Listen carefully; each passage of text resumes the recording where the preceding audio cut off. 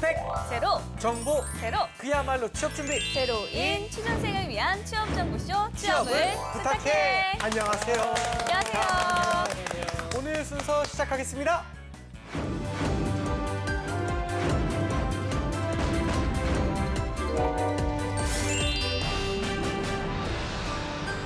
단톡방 스터디 뉴스 톡입니다. 네, 오늘도 굿모닝 굿모닝. SNS 기상 퀴즈를 하는 단톡방 친구들과 함께 진행해 보도록 하겠습니다. 네. 함께 해주실 넷생남 이시안쌤 그리고 새로운 친구가 와! 왔습니다. 김태수 학생입니다. 드디어 안녕하세요. 예, 반갑습니다. 드디어 오셨습니다. 자기소개 한번. 네, 안녕하세요. 톡방에서 뵌 김태수입니다. 잘 부탁드립니다. 네, 네, 반가워요. 야, 이 스튜디오에 나와 보니까 어떻게 해요? 우리는 되게 낯설지 않거든요, 사실은. 네. 너무 네. 친숙해요. 너무 친숙해요. 저도 자주 방송을 봐서 친숙한 편이긴 한데요. 네네네네. 아, 뭔가 이렇게 제아에 묻혀서 공부하다가 튀어나온 네네. 느낌? 어, 떨려요, 야, 제 또 고수가 은근 완전 제야 고수라는 그럼요. 지금. 고수는 아니고요. 자, 오늘 첫 시간인데 그래도 예외 없이 세 문제 이상 틀렸을 경우에 벌칙을 진행해 보도록 하겠습니다. 알겠습니다. 자, 벌칙 공개해 주시죠. 아, 벌칙은 우선 처음이니까 뿅망치 네. 같은 거 있습니다. 아, 알겠습니다. 그럼 학생들의 셀프 벌칙 영상은 저희 방송 마지막에 공개하도록 하겠습니다. 자, 그럼 다 같이 공부 시작해볼까요? 열려라 단톡방! 네, 오늘 안녕하세요. 9시에 톡방이 네. 열렸네요. 보고 주말이라서 싶다. 1시간 늦게 열렸네요. 네, 어떻게 9시에 이렇게 다 그러게요. 9시에 읽었네요. 먼저 톡방 퀴즈 규칙 말씀드리겠습니다. 잘 아시겠지만 문제가 나간 이후 5초 이내에 대답해 주시면 되고요. 모르겠다 싶으면 저희 MC 찬스 쓰셔도 좋습니다. 네. 그리고 시안쌤이 힌트를 주실 거예요. 네. 아마도요. 잘합니다. 아마도요. 자, 문제 풀어볼게요. 동해안을 잇는 해파란 길에다 남해와 서해는 물론 DMZ를 이어 총 길이 4,500km에 이르는 거대한 둘레길을 무엇이라고 할까요? 네, 이거는 아십니까? 사실 바로 이거는 그러면 바로 5초 카운트 들어갈까요? 네. 네, 5초 카운트 주세요. 정답은 코리아 둘레길입니다. 코리아 둘레길. 둘레길. 정답입니다. 정답입니다. 와. 아주 순조롭게 첫 문제를. 또 정말 가쁘네요. 그러게요. 내공이 상당합니다. 그럼- 어마어마한 고수가 그쵸? 나타났습니다. 맞습니다. 살짝 설명 좀 부탁드려도 될까요? 설명까지는 못 드리겠고요. 아, 예. 네, 여기가 총 길이가 4,500km잖아요. 네. 근데 이런 순례길로 제일 유명한 게 혹시 뭔지 아세요? 스페인의 산티아고 길이라고. 아, 알죠, 들어본 것 알죠. 같아요. 알죠, 네, 알죠, 네, 알죠. 네. 순례자들의 길에서 가는 건데 그게 1,500km예요. 근데 4,500km면 3배거든요. 약간 뭐 조성은 하는데 이게 과연 정말 그렇게 관광 자원으로 매력이 있을지는 아직은 잘 모르겠다는 반응들이 좀 많죠. 아. 알겠습니다. 알겠습니다. 근데 왠지 오늘 첫 번째 문제 너무 가뿐하게 맞춘 걸 보니까 그러게요. 최초로 이렇게 5문제를 다 맞출 네. 수 있지 않을까 첫 출연에 예. 이런 기대도 한번 해봅니다. 그러게요. 그러면 이런 거 어때요? 5문제 맞추면 역으로 재환 씨를 이렇게 딱 망치로 때릴 수 그거 좀 있어요. 좋아요. 제 의견은요? 아니, 제 의견은 없나요? 네, 그런 건 네, 없습니다. 없습니다. 죄송합니다. 자, 두 번째 문제 풀어볼게요. 기업이 재정 상태나 경영 실적을 실제보다 좋게 보이게 할 목적으로 부당한 방법으로 자산이나 이익을 부풀려 계산하는 회계를 무엇이라고 할까요? 우리 사실 얼마 전에 이거 반대되는 걸 우리가 푼 적이 있어요. 네. 그러니까 이거는 자산을 부풀리는 건데 네. 약간 반대는 아니지만 그 축소? 축소라기보다는 어떤 실적이나 이런 것들을 그 손해가 나는 것들을 미리 계산해가지고 그러니까 경영진이 바뀌었을 때 이 사람들이 이제 손해가 안 날 수 네. 있도록 어. 미리 계산해서 하는 거. 네, 아, 학생. 정원 학생. 막판에 간신히 네네. 우리가 막 퍼준 그렇죠, 큰 그렇죠. 목욕해가지고 퍼준 그런 야야야 하고 마셨던 분. 네, 예. 그거 완전 반대되는 네. 개념인데 네. 이런 거. 오직 카운트 들어갑니다. 분식회계. 아, 이거 다 지나가고 해야 되나요? 아니요, 네, 이때쯤 하면 분식회계. 분식회계? 네, 분식회계. 네. 과연 정답입니다. 여기까지 순조롭게 맞추고 있고요. 계속해서 다음 문제 풀어보도록 하겠습니다. 자, 중국의 작가 루신의 소설 모욕을 받아도 저항할 줄을 모르고 오히려 머릿속에서 정신적 승리로 탈바꿈시켜버리는 주인공의 정신구조를 희화화함으로써 중국 구사회의 병근을 적나라하게 제시하고 있습니다. 이 소설은 무엇일까요? 유명한 거예요? 네, 제목은 정말 유명하죠. 지현 씨 알아요? 모르겠어요. 아 진짜요? 전혀 모르겠어요. 책 제목에 알파벳이 하나 들어가요. 아, 그럼 그거 맞는 것 같아요. 오, 네. 알겠습니다. 네. 오, 아니요, 아니요, 오차 아니요. 카운트 주세요. 바로 아큐정전. 아큐 정전. 아큐정전. 과연? 정답입니다. 우와. 책이라는 것만 알고 있었고 유명하다고 하시니까 그냥 때려 맞춘 건데. 저는 사실 이거 처음 봤을 때 아큐 정전이 저 Q가 아니라 실제로 알파벳 Q를 써요. 네. 그럼 저게 뭐지? 하고 굉장히 궁금했거든요. 뭘 것 같아요? 그러니까 약간 형상을 한 건데 Q? 아 죄송합니다. 갑자기 그러니까 중국인들의 변발을 형상한 거라고 해요. Q자에서 이렇게 돼 있잖아요. 중국인들의 변발을 형상한 그런 게 아큐라고 해서 알파벳이 들어가더라고요. 개인적으로 읽어보고 싶은 책이네요. 재미는 없을 거예요. 네, 알겠습니다. 현재까지 세 문제 중에 세 문제를 모두 맞췄기 때문에 예. 일단 벌칙은 네. 물 건너갔습니다. 네. 이 벌칙의 문제가 아니라 재환 씨한테 역 펀치를 날릴 수 있는 파이팅 넘치게 하고 있어요, 파이팅! 지금. 두 문제 파이팅! 나왔습니다. 공격적이시네요. 자, 네 번째 문제 풀어볼게요. 예. 땡땡땡땡땡땡가 땡땡을 사람에게 암을 유발할 가능성이 있는 물질인 이비군 발암물질에서 25년 만에 재외키로 했습니다. 전혀 모르겠어요. 저렇게 보면 진짜 두 번째 것도 굉장히 어려운. 네. 이거 근데 굉장히 그쵸. 사람들에게 친숙하고 네. 가까이 있는 존재거든요. 네. 1군, 2비군, 이 앞에 2비라는 게 뭐 그룹이에요? 1군, 2A군, 2B군에서 1군은 확실하게 암이 유발되는 거, 2A군, 2B군으로 가서 가능성 네, 있는 낮은, 것들 이렇게 음. 해지는데 지금 사실 얘는 2B군이었고 2A군에는 이제 좀 그런 거, 디젤이라든가 그런 게 있고요. 그 A군, 아예 그 1군이죠. 예. 1군에는 뭐 담배라든가 술 같은 게 들어가 있습니다. 자, 그러게요. 그러면 이제 5초 카운트 들어가 보겠습니다. 3, 2, 세계 보건기구가 네. 커피를 정답은 세계보건기구 왜? 커피 맞습니다. 정확히 맞췄어요. 근데 일단 재외키로 했다고 하니까 무해한 건 맞는 거죠. 그렇죠? 그렇죠. 이게 뭐 그 지금 여러 가지 연구 결과가 나와 있는데 아, 사실 네. 이것도 가능성의 문제였지 네. 뭐 딱 그렇게 된 건 아니었거든요. 아, 그리고 더 건강하신 충격적인 분들도 건 있고, 네. 그 1군에 뭐가 들어가 있냐면 햇볕이 들어가 있어요. 햇볕이요? 네, 햇볕을 계속 쬐면 또 바람이 된다. 아, 그렇긴 피부암. 하죠. 네. 그렇다고 우리가 햇볕이 바람을 쬐니까 안 갈 수는 없잖아요. 맞아요. 적당한 네. 햇볕은 오히려 우리 몸에 네, 도움을 네. 주니까요. 그렇죠, 그렇죠. 아, 그러니까 무조건적으로 그렇게 생각하면 안 되겠네요. 네, 네, 알겠습니다. 네, 알겠습니다. 자, 그럼 마지막 문제도 한번 풀어볼게요. 자, 전문 테러 단체 조직원이 아닌 자생적 테러리스트를 이르는 말. 이들은 특정 조직이나 이념이 아니라 정부에 대한 개인적 반감을 이유로 스스로 행동에 나선다는 것이 특징입니다. 알아요? 아, 진짜요? 진짜 모르겠는데요. 아, 진짜 모르겠어요? 네. 힌트를 팍팍 네, 줘야겠는데요. 힌트 좀 많이 주세요. 아니에요. 혼자서 다니면 어떨 것 같아요, 기분이? 혼자 다니면 편하죠. 당연하지. 이게 아닌데. 이 외로운 남자들은 어떻게 될까요? 그렇죠. 자, 너무한 거 여기까지입니다. 아닙니까? 아니 그 외로운 남자들이 테러 단체를 조직한다고요? 이름이에요. 이게 자생적 테러리스트를 이렇게 지칭을 하는데 그만 이렇게 가르쳐줘요, 지칭을 가르쳐. 하는데요. 진짜. 여자친구 여자는 여우겠고 남자는 뭐. 자, 다른 그러면 거겠죠? 5초 카운트 들어갑니다. 늑대. 아, 어떤 늑대? 외로운 늑대.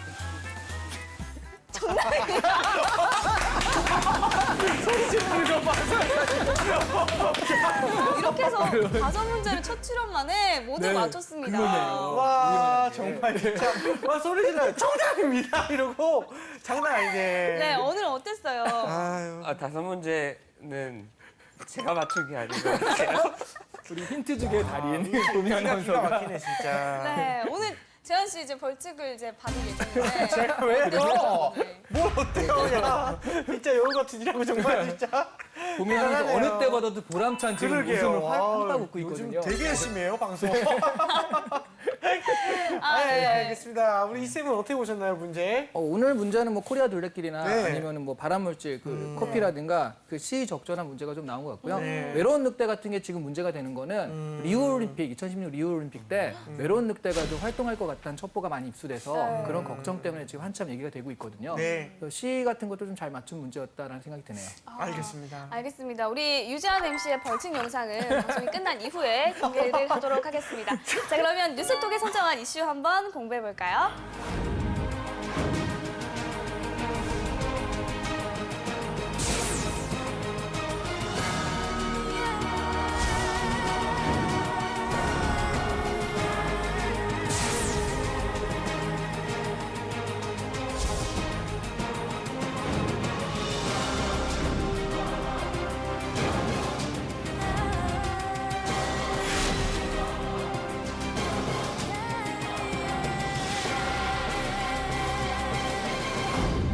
전국의 이슈, 사라진 줄 알았던 펜텍이 새로운 스카이를 출시하면서 짠! 복귀를 선언했습니다. 어허. 이 공략 분야는 네. 중저가폰인데요. 과연 펜텍이 화려하게 부활할 수 있을지 함께 이야기 나눠보도록 하겠습니다. 네, 일단은 태수 학생 그 IT 분야에 관심이 굉장히 많다 들었는데 네. 그 펜텍이 복귀에 대해서 어떻게 생각을 좀 하세요? 저는 지금 제가 핸드폰 3년째 쓰고 있는데요. 네네. 바꿔야 될 때가 됐다 했는데 펜텍이 와서 좀 뭔가 되게 반갑고 아, 펜텍으로 바꿔볼까 하는 생각도 저는 갖고 있었거든요. 긍정적으로 생각을 네, 하고 있네요. 그렇죠, 그렇죠. 자, 뭐라 그럼 이슈에 관한 뉴스를 한번 살펴보겠습니다. 이슈에는 어떤 기사들이 있습니까? 네, 일단 먼저 살펴볼 첫 번째 기사는요. 네. 펜텍 스카이 아임백을 공개했다.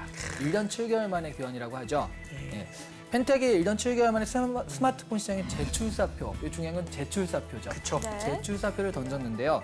선보이는 스마트폰의 모델명이 아임백이에요. 네. 이게 터미네이터 대사 중에 네. 아임백 이거 있잖아요. 그거에서 I am 100 이걸 가지고 이제 형성한 건데 아임백의 최대 강점으로는 무선 충전 기능이 꼽힙니다. 오. 스톤이라는 별칭의 4강 무선 기계를 통한 무선 충전이 가능하고요. 그다음에 출고가가 30만 원에서 40만 원대로 조정 굉장히 중인데 싸네요. 그렇죠. 이게 이제 중저가폰이라고 하는데요. 공시 지원금을 받으면 20만 원대까지 와. 이것을 구입할 수 있다고 합니다.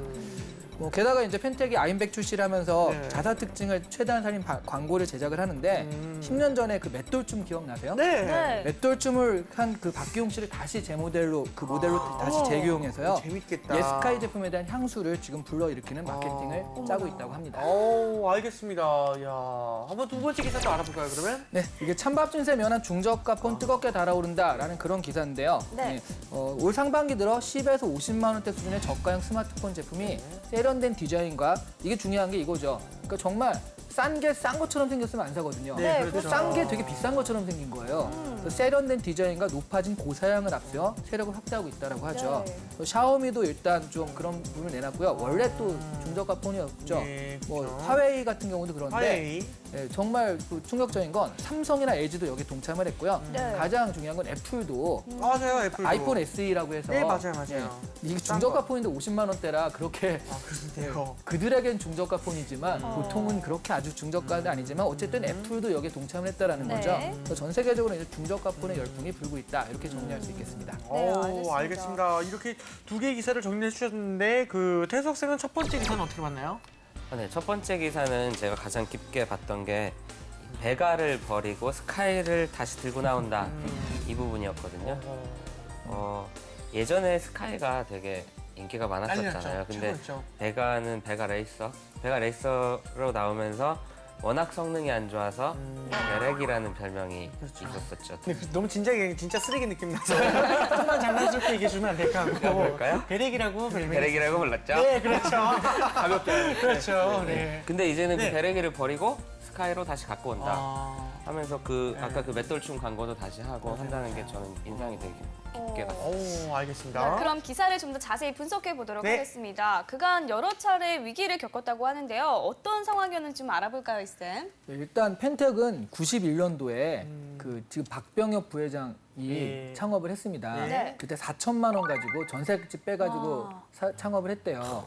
근데 92년에 한 28억 원 정도를 벌었어요. 와. 그때 이제 삐삐 제조업체. 와. 그래서 한창 삐삐 이제 했을 때 그러다 계속 승승장구했거든요. 네. 그래서 딱 2000년 매출이요. 지금 살펴보면 2,871억 원이에요. 와, 그러니까 와. 92년에 28억 원이었는데 불과 10년도 안 돼서 100배를 넘게 번 거죠. 엄청난 거네요. 예. 그래서 쫙 올랐다가 2007년에 2006년에 좀 그 삼성이라든가 이런 부분, 애플이라든가 이런 데서 확 올라오면서 스마트폰 열풍이 조금씩 이제 불기 시작하는 그 직전이거든요. 네. 프리미엄 폰이나 이런 거에 좀 밀리면서 예.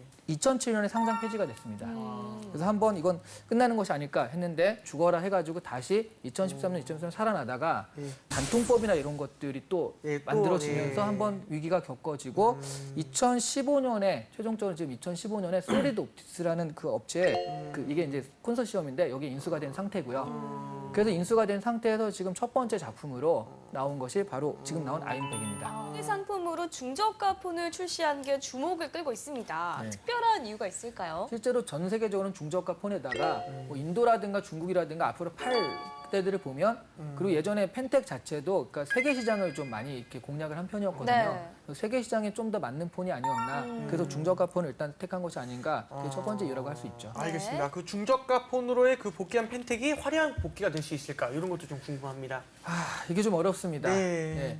일단 그 처음 나왔을 때 반응 나왔는데 지금 생각보다는 일단 좀 팔리고 있다곤 해요. 그게 이제 어떤 그 아까 언더독 효과, 네. 좀 약자를 응원하고 싶다 뭐 이런 것들 이왕이면 그런 펜텍으로 바꿔주마인 건데 지금은 바꿔주마거든요. 네. 그게 좋아야지 그 바꿔주마가 아니라 펜텍을 사야겠다는 충성 고객이 될 텐데 네. 그 다음 단계는 좀 지나봐야 알 것 같고요.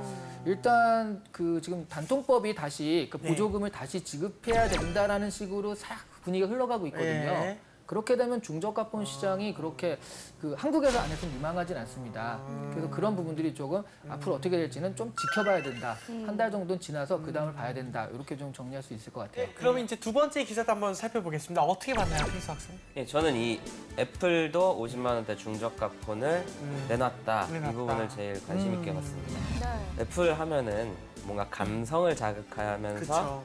우리나라의 이 프리미엄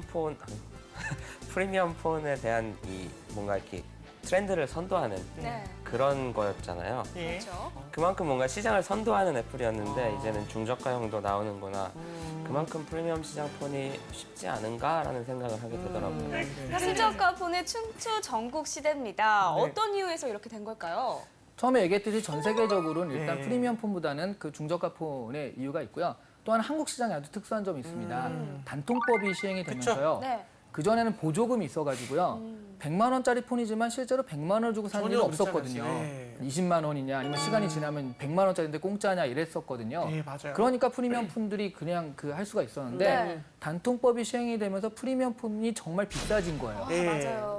중저가 폰이라고 해서 그거보다 가격은 싼데 디자인은 뒤지지 않고 네. 그다음에 성능도 괜찮고 이런 것들이 나와서 한국 시장에서는 그 단통법 이후로 중저가 폰이 잘 팔리게 된 거거든요. 그런 여러 가지 이유가 좀 복합된 그래서 지금 중저가 폰이 유행하고 있다라고 말씀드릴 수 있을 것 같아요. 네. 알겠습니다. 중저가 폰의 유행은 좀 앞으로 어떻게 전명할 수 있을지 저는 개인적으로 궁금합니다. 그게. 네. 전 세계적으로는 일단 중저가 폰을 가지고 다가갈 수밖에 없는 게 네. 지금 보급해야 되는 데가 중국, 인도, 또 아프리카 이런 데라서 비싼 폰을 팔기보단 중저가 폰을 개발하는 게 맞긴 맞거든요.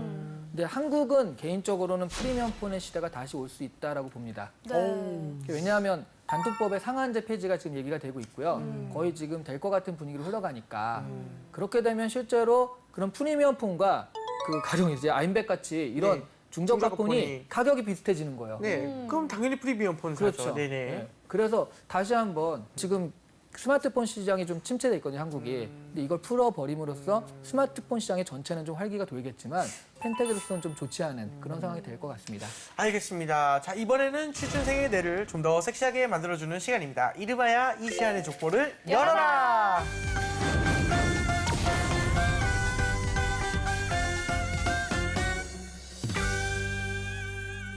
네, 오늘의 족보 열어주실까요? 주세요. 열어보겠습니다. 짜자잔. 바라바라밤. 한국은 중저가 폰보다 프리미엄 폰에 대한 니즈가 강하다. 중저가 폰의 판매 전략에 대해서 생각해보라. 자, 오늘도 실전 면접처럼 진행을 해보겠습니다. 네. 자, 태수 학생 처음인데 네. 떨지 말고 화이팅입니다. 네. 대부분 젊은 층보다 50대 이상 중장년층들이 선호하는 경향이 있다라고 생각을 하거든요. 저희 부모님도 예전에는 뭐 피처폰을 쓰시다가 스마트폰으로 넘어가고 있는 상황에서 이름값은 이때 거기서 나오는 좀 저렴한 것들, 화면 크고 그런 것들을 찾으시는 경향이 있는데 그런 거를 노려서 실용성을 강조해서 화면이 크고 또 뭐 이렇게 카메라가 좋고 핸드폰을 가지고 가족의 문화를 만들 수 있는 그런 마케팅적 접근으로 한번 가보면 좋을 것 같다라고 생각했습니다. 근데 지금 어르신들하고 무조건 이게 키가 좀 넓고 그런 거 카메라 좋고 그런 건 다 있지 않아요? 굳이 이게 가족 특화라는 그런 측면의 그 기능이나 아니면 어떤 감성 이런 건 어디서 찾을 수 있는 거죠? 그런 감성은 핸드폰 자체 기능적인 측면보다는 저는 휴대폰 제조 회사에서 문화적인 측면으로 마케팅이나 아니면 그 뭐라고 하죠? 캠페인 같은 거를 진행해서 하는 게 맞다라고 생각을 하거든요. 근데 그러면 그러니까 부모님을 사들이는 건가요? 아니면 부모님이 구입을 유도하는 건가요? 부모님이 사달라고 하시게 유도를 하는 거죠. 아, 조르게? 네. 네, 그러니까 부모님들의 마음에 들게 만들어서 나는 이걸 사고 싶다. 혹은 이렇게 그러니까 제가 물어보는 게 그거예요. 마음에 들게 만들어야 되는데 그 마음에 들게 만드는 게 어떻냐라고 물어봤는데 핸드폰이 거기서 거기죠 라고 대답을 한 거잖아요. 그렇게 보실 수도 있는 것 같은데요. 그 핸드폰 품질 자체보다는 그렇기 때문에 그 핸드폰을 활용하는 문화적인 측면에서 그 부모님의 마음에 들 수 있게 캠페인을 진행하고 뭐 사진 같은 걸 활용해서 어떻게 가족적으로 잘 만들고 쓸 수 있는지 생각보다 저희 부모님 세대는 저희가 안 쓰는 기능들을 또 쓰시고 예를 들면 인터넷에서 하는 사진 인화 서비스 있잖아요. 젊은 사람들은 잘 안 쓰는 것 같은데 어르신들은 은근히 쓰시더라고요. 그런 것들을 잘 활용해서 서비스적인 측면으로 접근을 해야 된다라고 생각을 하는 겁니다. 그럼 그게 중저가 폰일 이유는 없네요? 중저가 폰일 이유는 부모님들 세대는 아무래도 그 비싼 거보다는 적당한 거를 그래서 사실 제가 선호하시기 처음에 물어본 게 그거예요. 부모님이 사시는 건가 사드리는 건가. 근데 부모님이 사시는 거면 그렇게 실용성을 따져서 뭐 그 필요 없어라고 하실 텐데 자식된 입장에서 사드리는 거면 사실 30만 원, 40만 원, 50만 원 차이인데 이왕이면 부모님한테 최고품을 드리고 싶은 마음이 있을 것 같거든요. 그건 그렇죠. 네. 오히려 그러면 자식한테 사드리는 걸 요구한다면 프리미엄 폰에 대한 어떤 그런 전략이지 지금 중저가 폰에 대한 전략은 아닌 것 같아서. 네, 말씀하신 대로 그런 자식이 사드리는 거를 프리미엄 폰의 전략으로 갖고 부모님께서 직접 사시는 거를 중저가형 폰의 전략으로 가지면 딱 좋을 것 같네요. 그럼 아까랑 달라진 거네요, 얘기가? 네, 여기까지 하도록 하겠습니다. 알겠습니다. 이쌤, 그러면 이런 유형의 문제는 이제 어떤 기업에서 출제를 하는지 또는 이제 질문의 의도가 무엇인지 이건 부탁드립니다. 실제적으로 예전에 그러니까 한참 핸드폰, 휴대폰 가지고 많이 할 때요. 네. 삼성이나 LG나 많이 출제됐던 문제들입니다. 그래서 이런 폰을 앞으로 어떻게 할 것인가 아니면 자사 제품을 막 출시된 것들을 어떤 전략으로 팔 것인가 해가지고 구체적으로 많이 물어봤거든요. 네. 그래서 지금 중저가 폰이 또 인기고 한다라고 한다면 충분히 물어볼 수 있는 특히 핸드폰 회사에서 직접적으로 물어볼 수 있는 그런 문제라고 할 수 있어요. 알겠습니다. 자, 그러면 실전이라면 답을 어떻게 하는 것이 좋을까요? 일단 태수 학생의 그 답변하는 거에서 저는 이 부분은 굉장히 좋았어요. STP 기법을 썼는데 혹시 자기가 그걸 쓴지는 알고 있는 거예요, 모르고 있는 거예요? 모르죠. 이게 뭐예요? 그러니까 그 어떤 마케팅이나 이런 걸 할 때요. 그거를 그냥 어떻게 팔래라고 하면 뭐 열심히요 이렇게밖에 안 되잖아요. 네. 그러니까 누구한테 팔래를 먼저 정확히 정하면은 그 전략들이 세워지거든요.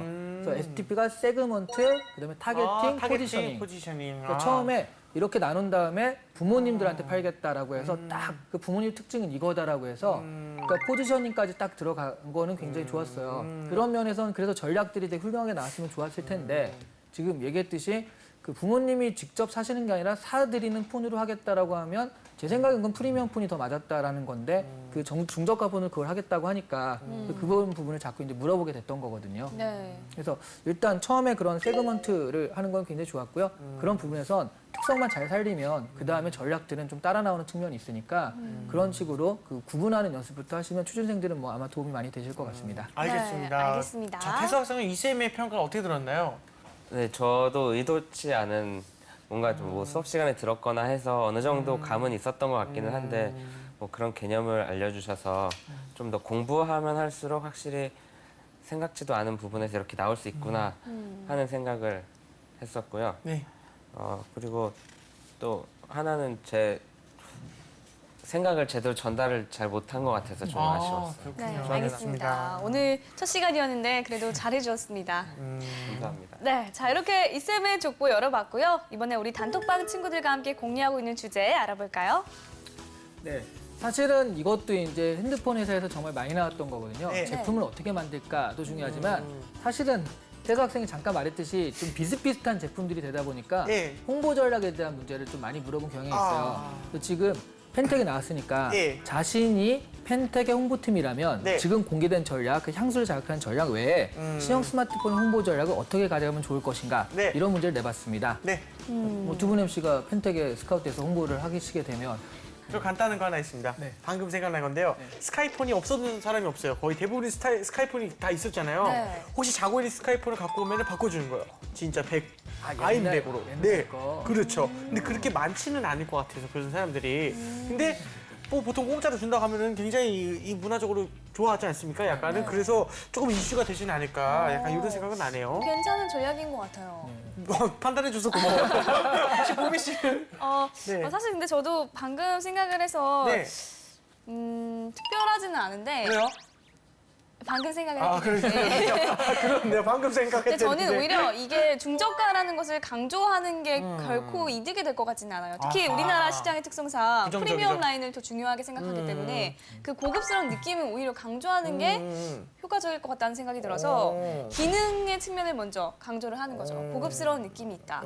그런데 반전으로 가격이 이렇다를 알면 오히려 이런 기능이 있는데 가격이 이렇다가 효과적일 것 같지. 우린 무조건 싸요. 이러면 그건 별로 사고 싶은 그 메리트가 생길 것 같지는 않다는 생각이 들었어요. 기가 막히네요. 역시. 예. 역시 네. 어느 계속 회사를 스마트폰을 보니까 스마트폰에 대한 것은 다 잘하는데. 네. 아, 알겠습니다. 우리 톡방 친구들은 어떻게 생각하는지 한번 확인해 보도록 할게요. 네, 다혜 학생, 홍보 부스를 설치하는 것과 같이 유동인구가 많은 명동, 강남 등에 공중전화 박스를 둘 것이다. 그 안에 펜텍의 신제품을 두고 자유롭게 기능을 확인해보고 활용할 수 있도록 할 것이다. 유실 학생, 법정 관리로 인한 이미지 추락을 오히려 이용하자. 아이, 세네. 캔디를 대표 캐릭터로 사용하여 외로워도 슬퍼도 다시 일어났던 펜텍을 예. 표현한다. 그러면서 고전 인생을 함께 생활하는 뭐라고? 휴대폰의 이미지를 어필하는 홍보 방안을 사용하면 좋을 것 같습니다. 뭔 말이야, 이게. 예? 네. 온유 학생. 네. 응답하라 2006의 컨셉의 광고 혹은 미니 웹드라마나 웹툰을 오, 제작한다. 이건 좋다. 아이언백 스카이를 잘 활용하자. 펜텍의 스마트폰, 스카이가 전성기였을 때가 딱 10년 전이다. 이때를 추억하는 내용을 콘텐츠에 스카이폰을 등장시키면 공감과 친근감의 정서를 불러일으킬 수 있을 것이다. 공태영 학생, 중저가 폰에서도 보일 수 있는 심플한 디자인의 형태를 부각시키면서 스마트폰에서도 구현 가능한 휠 기능에 보다 초점을 둬 과거에 스카이 유저였던 사람들의 그리움과 향수를 끌어오고 이것이 현재 프리미엄 핸드폰인 갤럭시와 아이폰의 기능보다 훨씬 편리한 우위를 점하고 있는 것을 추가적인 티저로 만들어 추가시키면 좋을 것이다 등의 의견이 있었습니다. 그렇군요. 우리 야. 학생들의 이거 의견 어떠세요? 예, 어떻게 생각하세요? 생각하세요? 저는 이 누구? 유실 학생 의견 되게 마음에 드는데요. 아, 근데 좀 그래요? 본인도 약간 좀 정상적이지 않나요? 예.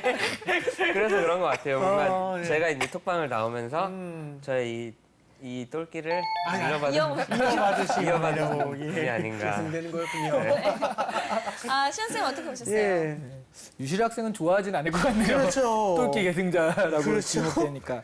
그런데 저도 유실 학생 의견이 좋습니다. 아, 그래요? 왜냐하면 지금 신형 스마트폰의 홍보 전략을 새로 한번 수립해 보라고 했는데 네. 기존에 보면 했던 거 그 향수를 자극하는 걸 하고 있거든요. 네. 그런 부분이거나 아니면 다이학생체 홍보 부스를 설치하는 이런 거는 되게 평범한 전략인데 아예 그런 거 말고 새로운 지금 그 이런 굴곡을 겪었잖아요. 그쵸, 그쵸. 근데 우리 다 그렇게 살았잖냐. 그게 인생이다. 네, 그러니까 같이 가자 동반자로서 어허. 이런 부분들이 새로운 어떤 이미지를 좀 선택하는 것 같아서 이야. 예, 이게 제가 보기에는 뭐 아니면 도거든요. 근데 그런 부분에서 뭐라는 가능성이 있기 때문에 전 유실 학생 의원이 만약 이런 그 면접 문제로 채택이 된다라고 한다면 답변으로서 좀 더 어필할 수 있는 답변이 아닐까 싶습니다.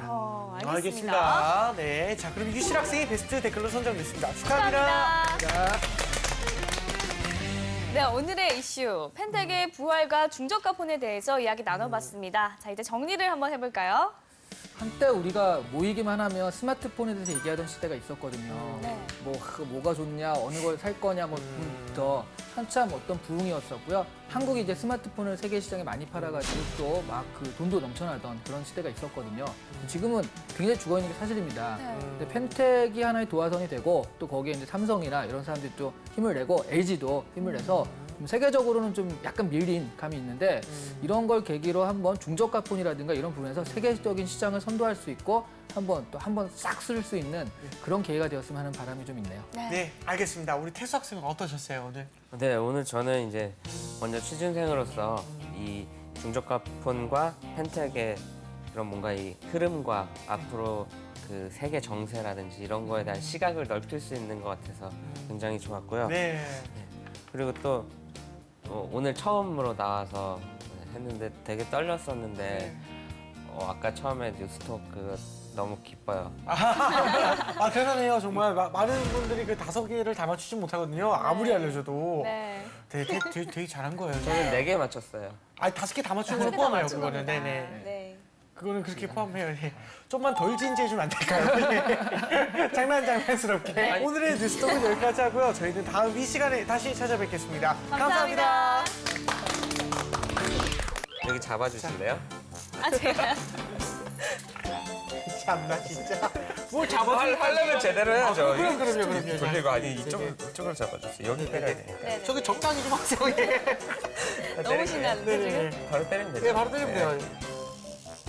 네. 되죠? 2대.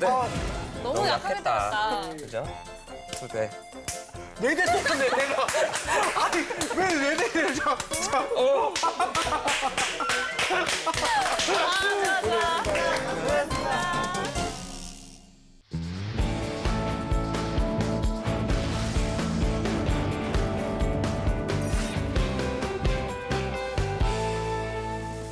청년 실업률이 12% 선을 넘어서 역대 청년 최고치를 일자리를 늘리겠다는 기록했습니다. 정책이 많았지만 취업난 대학 졸업식이 있었던 달인데 참 안타까운 현실입니다.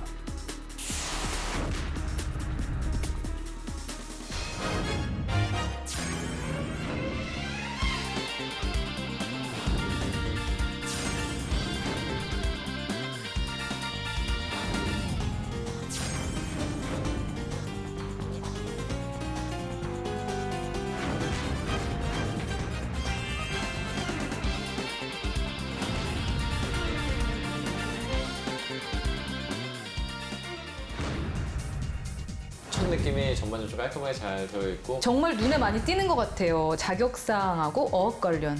취미가 요가라고 기재가 됐는데 단순하게 요가라고 기재를 해버리게 되면 면접관의 흥미를 좀 잃어버릴 수 그럼 있거든요. 어떻게 핫 요가 이렇게 써요? 그 평가자 입장에서 봤을 때 좀 더 흥미를 유발하고 면접 상황에서도 다시 반문할 수 있는 그런 사항들을 많이 적는 게 좋다고 말씀하신 게 도움이 많이 됐던 것 같아요.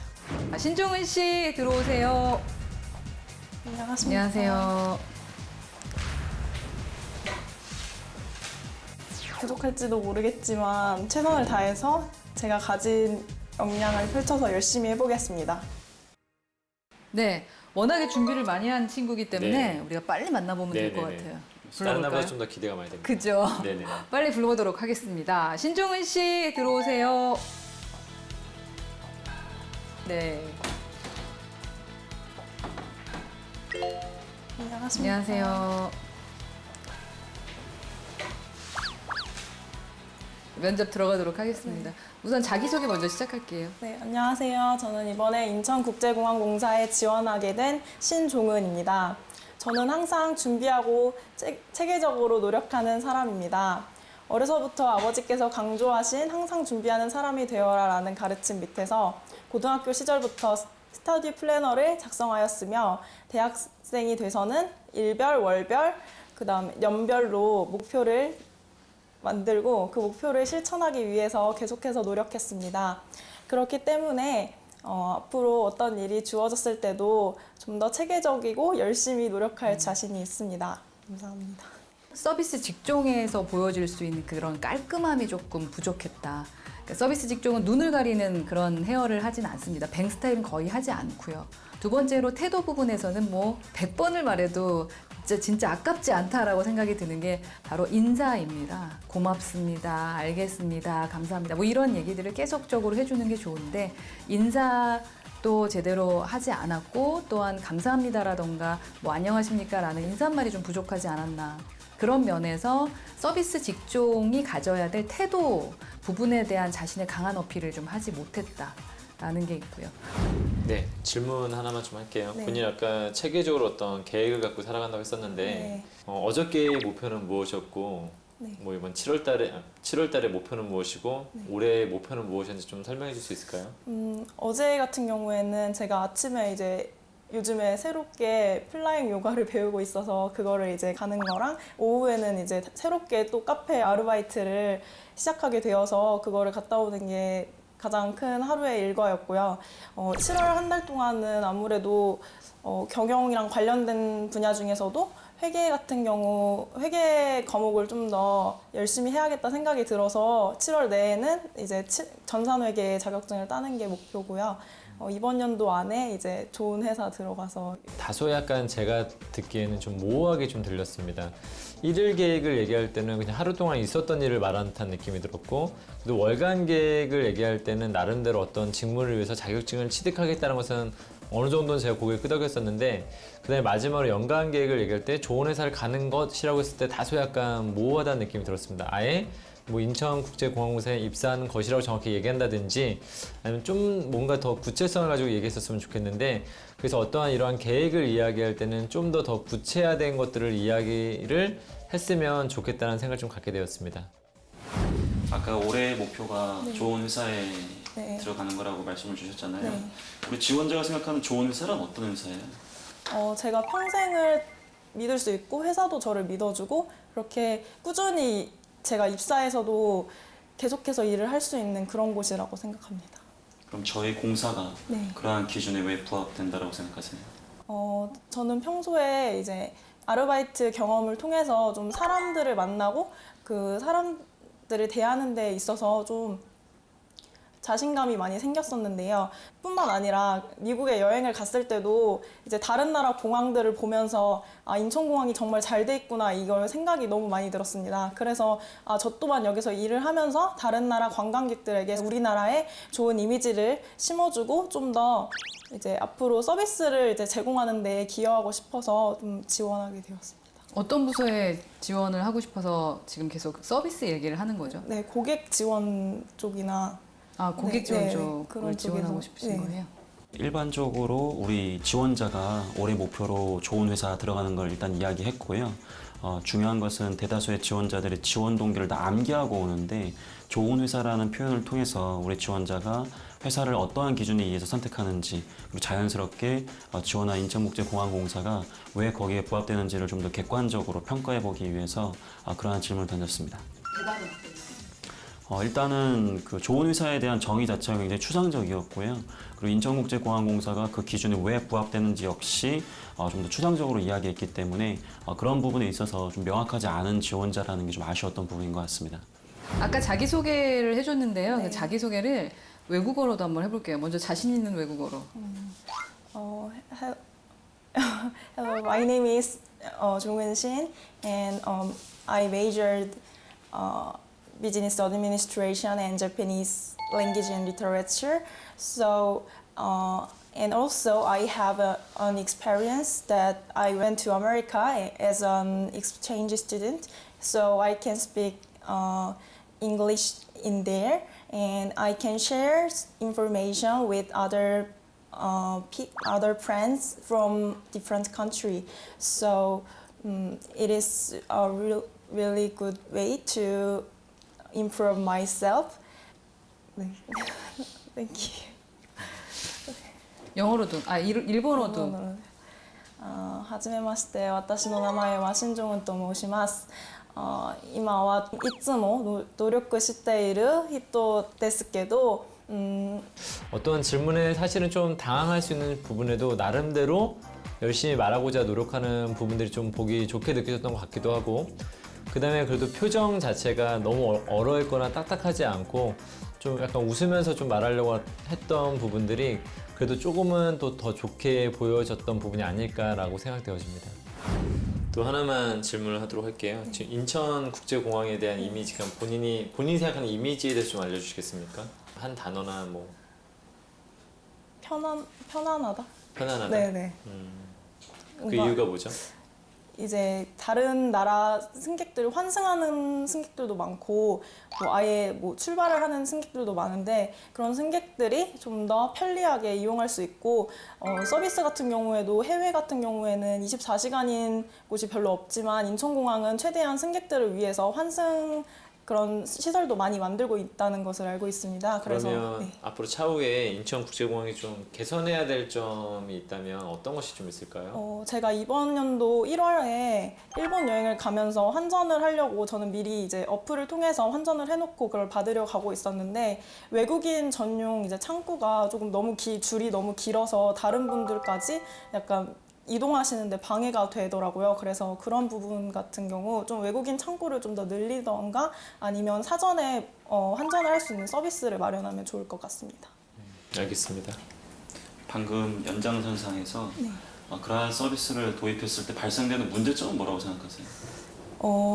아무래도 언어적인 문제나 뭐 해외 그 고객분들 같은 경우에는 뭐 한정돼 있지 않고 다양한 나라 국적에서 오시기 때문에 그분들에게 전체적으로 다 전반적인 평이한 서비스를 제공하는 데에서는 조금 시스템적인 이 마련이 중요하다고 생각합니다. 가장 중요한 거는 우리 지원자가 고객 지원이라는 그 직무에 지원을 했다라고 이야기를 했는데 실제로 입사했을 때 우리 공항공사에서 어떻게 그 고객 지원을 개선할 것이냐에 대한 그런 진지한 고민이 없었고 같은 질문인데 고객지원부서에서 일을 하고 싶다고 하셨는데요. 기본적으로 공사에서 지원하는 고객 지원이라는 게 어떤 게 있다고 생각을 하고 계신지 첫 번째 질문이고요.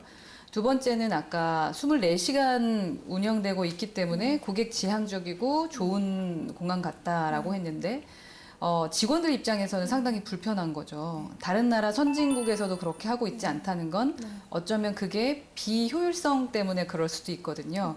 그럼에도 불구하고 24시간 서비스를 해야 된다고 생각하는 이유, 그 두 가지를 이야기해 주시기 바랍니다.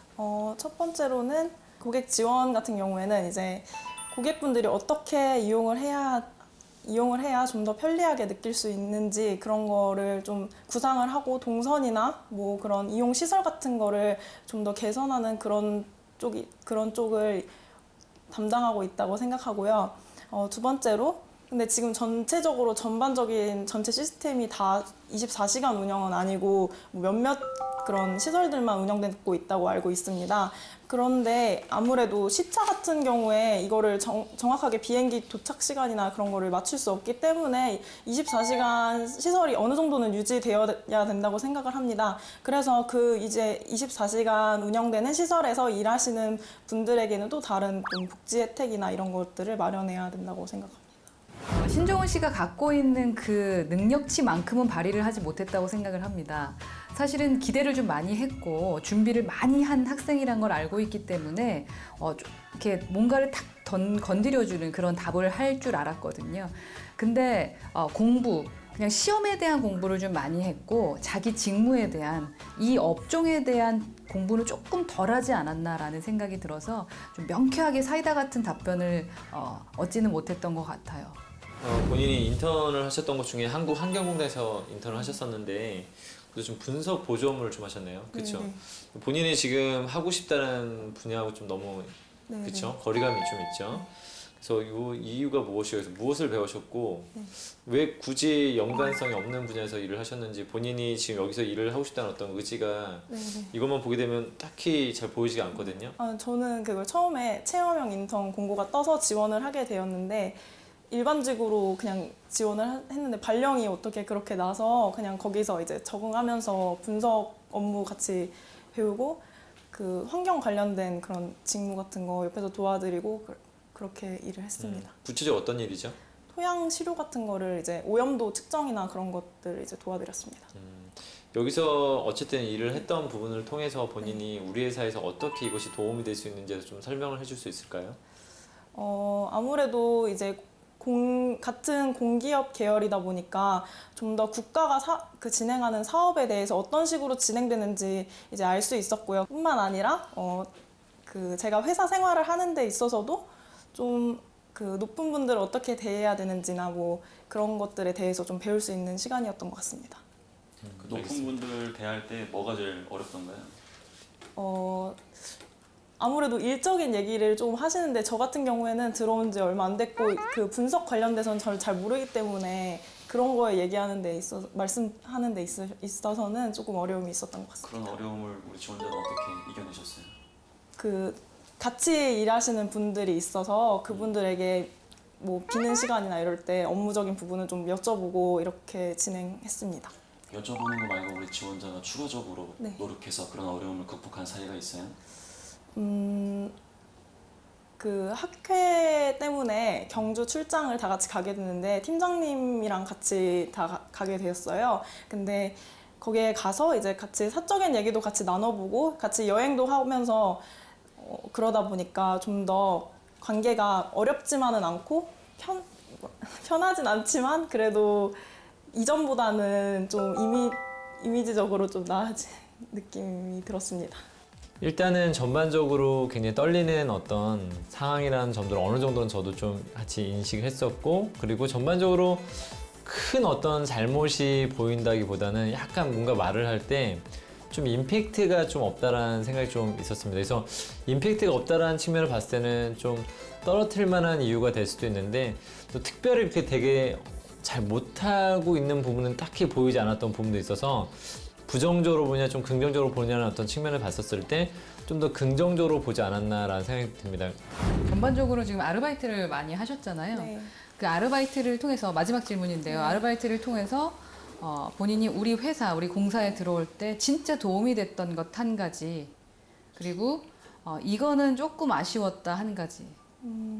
네, 가장 제가 내세울 수 있는 점은 아르바이트 치고 정말 오랫동안 일했다는 거예요. 그래서 사장님과도 아직까지도 그냥 안부 인사 주고받고 그런 식으로 잘 지내고 있는 편입니다. 그래서 앞으로 제가 인천국제공항에 입사하게 되어서도 그 회사를 신뢰하고 서로가 신뢰할 수 있는 그런 관계를 구축하고 싶습니다. 다만 아쉬웠던 점은 제가 직무적인 관련은 없을 수도 있다는 생각이 조금 들었습니다. 사실은 그 워낙에 첫인상이 좋고 공부한 게 좀 보이면 그 면접관들은 기회를 자꾸 주려고 하는 경우가 있어요. 그래, 요걸 한번 얘기해봐 하는 차원에서 질문하는 건데 그 기회 포착을 좀 못한 것 같아요. 그 안에서 이제 못 냈던 색을 팡 하고 터트리면서 지금까지 자기만이 해왔던 것을 얘기해 주길 바랬는데 여전히 틀에 갇힌 그 안에서 답을 잡고 해내는 게 가장 아쉬웠던 점인 것 같아요. 네, 알겠습니다. 면접 보시느라 애쓰셨습니다. 수고했습니다. 수고했습니다. 네.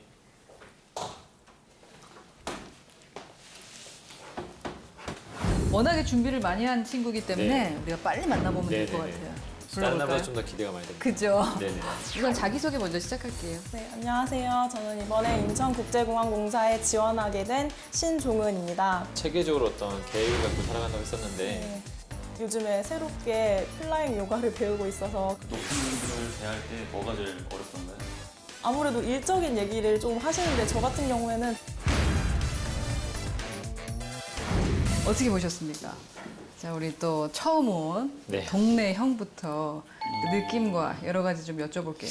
일단 이 지원자한테는 좀 미안한데 뽑아야 될 이유를 저는 못 찾았어요. 그럼 점수를 주신다면? 점수 뭐 의미가 없죠. 그러니까 뭐 한 F입니까? 뭐 F는 아니에요. 왜냐면 이 친구의 발전 가능성을 봤을 때는 네. 제가 봤을 때는 뭐 한 C나 뭐 D 정도 되는 거로 지금 그렇게 보이고 떨어뜨리는. 있는데요. 그러니까 이 친구는 아까 자기소개서나 서류 단계에서 보여줬던 단점이 그대로 노출되는 케이스인 것 같아요.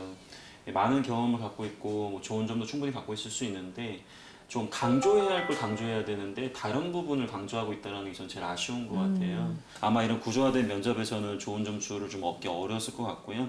아까 저 소장님께서 얘기하신 것처럼 마지막에 또 기회를 한번 주셨잖아요. 네. 고객 제한 마인드 관련해서 자신 있는 게 대체 뭐냐? 사실 풀어서 물어본 게 결국은 마지막 기회 줄 테니까 한번 네가 어필해야지. 그렇죠. 그런 질문을 그거였는데. 드려주셨는데 거기서도 그걸 사실은 또 못 명확하게 봤네. 얘기를 좀 못한 게 좀 너무 아쉽더라고요. 안타깝더라고요. 저는 그렇습니다. 개인적으로. 우리가 직접 보고 컨설팅을 확실하게 좀 해줘야 될 것 같고요. 우리 회장님 어떻게 보셨습니까?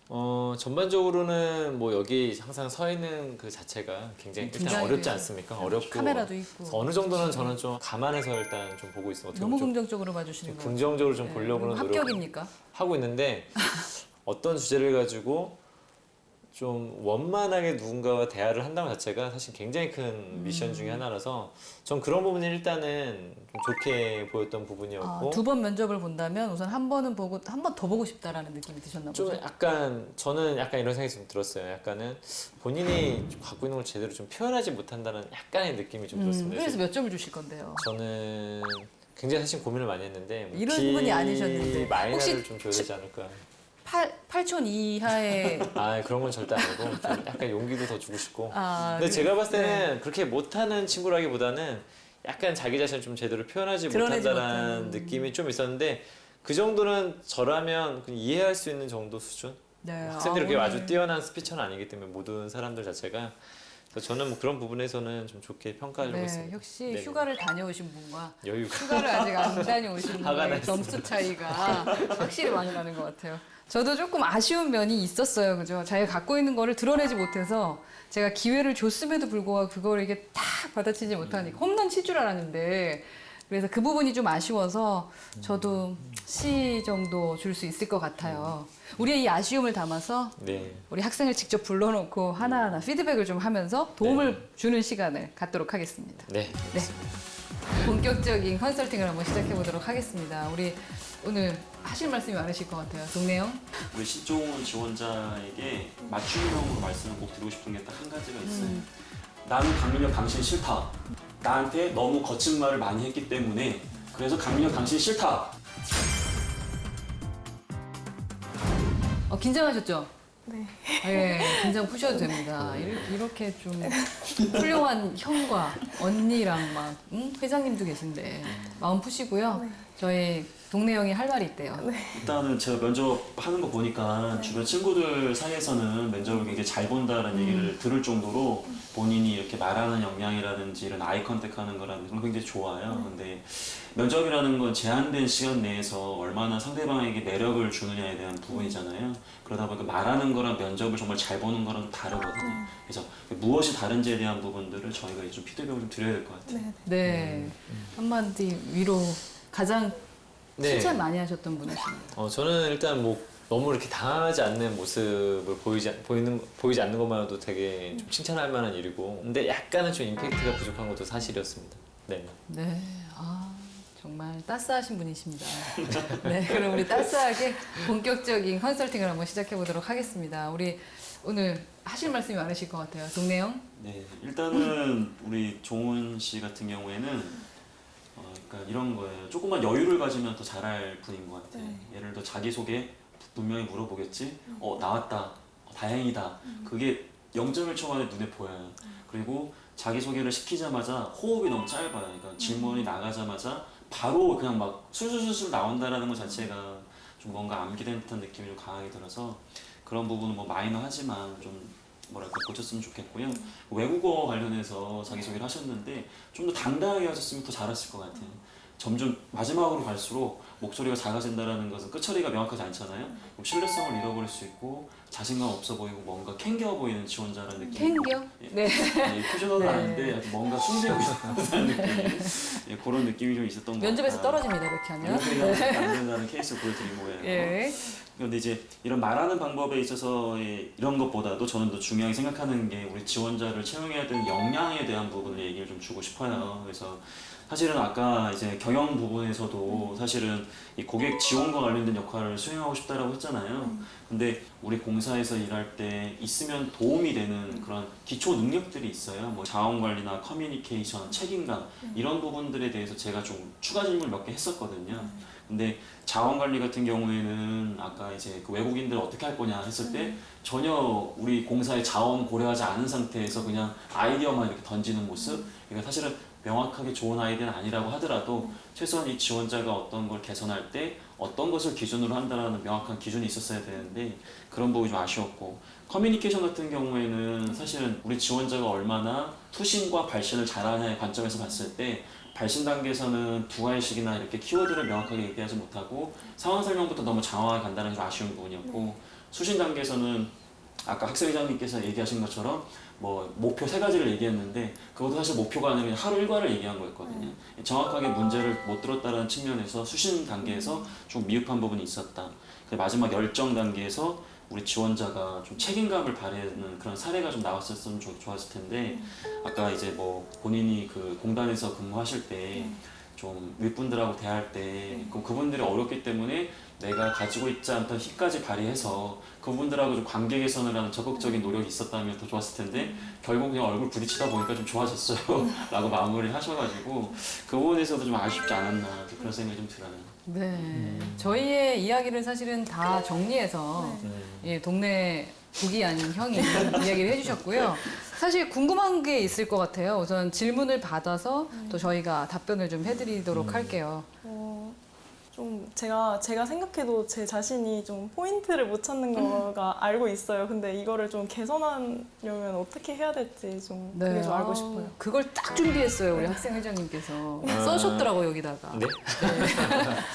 일단 포인트를 좀 어느 정도는 제가 봤을 때는 질문을 예상을 하는 게 일단 중요합니다. 항상 제가 많이 강조하는 부분 중에 하나인데 그냥 생각나는 대로 말을 하다 보면은 조금씩 이제 상대방을 더 만족시키기가 어렵지 않았나라는 생각이 좀 듭니다. 아까 뭐 목표에 대해서 제가 물어봤었는데 본인이 일단 자기소개에서 그 얘기를 했지 않습니까? 저 항상 목표를 갖고 뭐 일별, 월별, 연별 이렇게 말을 하게 되면 상대방이 그걸 물어볼 수 있다는 생각을 좀 하셔야 됩니다. 그래서 한국 환경 공대에서 일했던 것들이 나올 가능성이 높습니다. 일단은 연관성 분야도 아니고 직무도 다르고 그러니까 포인트를 못 잡는다는 건 뭐냐면 결론적으로는 본인이 좀 더 생각을 하고 이런 부분에서 충분히 시뮬레이션을 하고 왔었어야 되는데 약간 그런 부분이 좀 부족하지 않았나라는 생각이 좀 듭니다. 네, 연결해서 말을 하면 또 준비를 너무 많이 하다 보면은 남은 얘기하고 있는데 내 이 준비한 여기서 뭐를 꺼내야지를 자꾸 생각하게 돼요.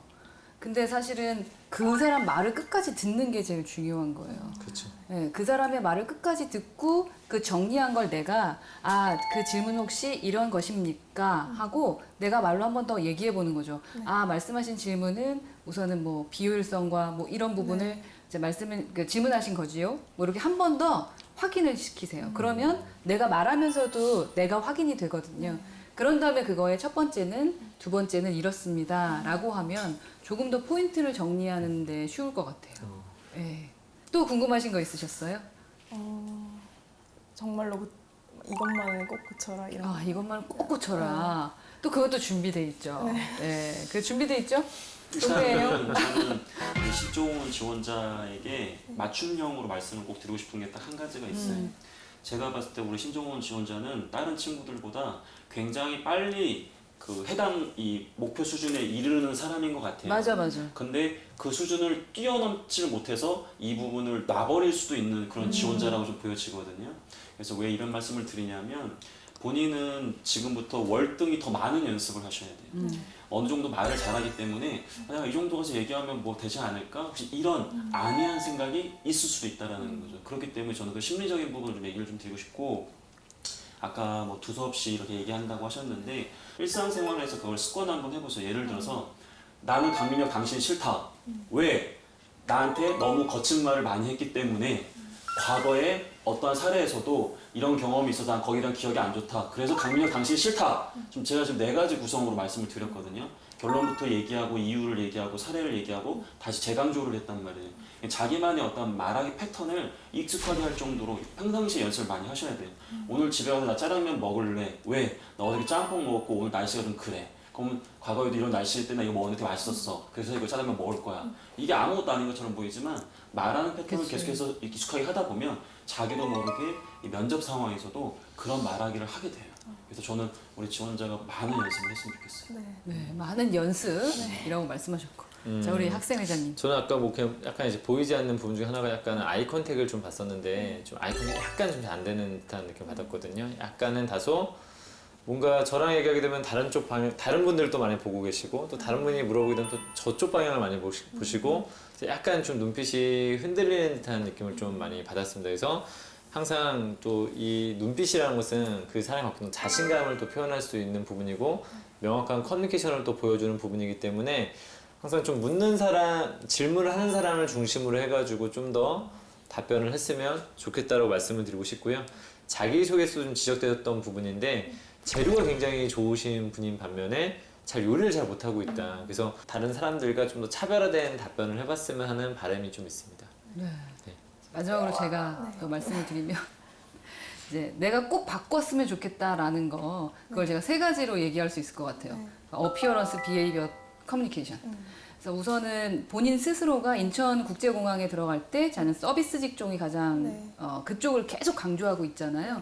그렇다면 어피어런스, 보여지는 입장에서도 서비스 직종에 맞게 입고 오시고 헤어나 뭐 메이크업도 관리를 하고 오셔야 돼요.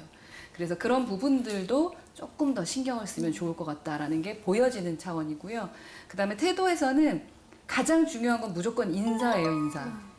들어올 때도 무조건 크게 인사해야 되고요. 앉기 전에도 그냥 쑥 앉는 게 아니라 서 있다가 앉아도 되겠습니까? 하고 앉으라 그러면 고맙습니다 하고 앉는 게 기본적인 서비스 정신이 있는 사람들이 하는 거거든. 그러니까 본인이 강조했던 그게 보여지는 것과 태도에서 똑같이 나와야 돼요. 그래서 그런 두 가지. 그다음에 마지막으로 커뮤니케이션에서는 습관이 있어요. 본인 습관. 좋은 것 같아요.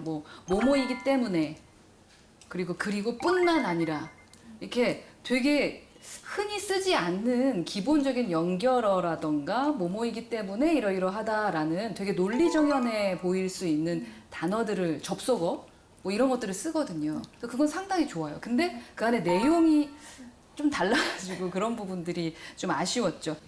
그래서 저는 그 세 가지를 이야기해 드리고 싶습니다. 네. 뭐 또 다른 궁금한 건 없으시고요. 괜찮습니까? 우리 그 신정은 씨는 피부가 진짜 좋은 것 같아. 정말 예뻐요. 보조개도 정말 예쁘고. 그 미소를 계속 간직하면서 면접하시면 분명 좋은 성과가 있을 겁니다. 네, 오늘 애쓰셨습니다. 피드백 정말 감사합니다. 예, 고맙습니다. 수고하셨습니다.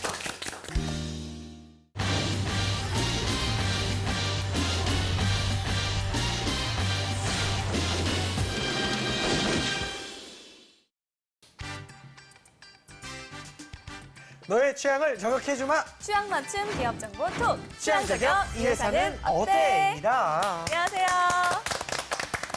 네, 오늘도 저희와 함께 해주실 분들 소개해드릴게요. 취업 컨설턴트 홍기찬 쌤, 작가 겸 가수인 취향 저격수 강배수 형, 네, 그리고 캠퍼스 특파원 홍서영 학생 나왔습니다. 반갑습니다. 안녕하세요. 안녕하세요. 네. 네, 오늘도 취준생들의 취향을 자극할 두 개의 기업 만나보도록 하겠습니다. 두 개의 기업 어딘가요?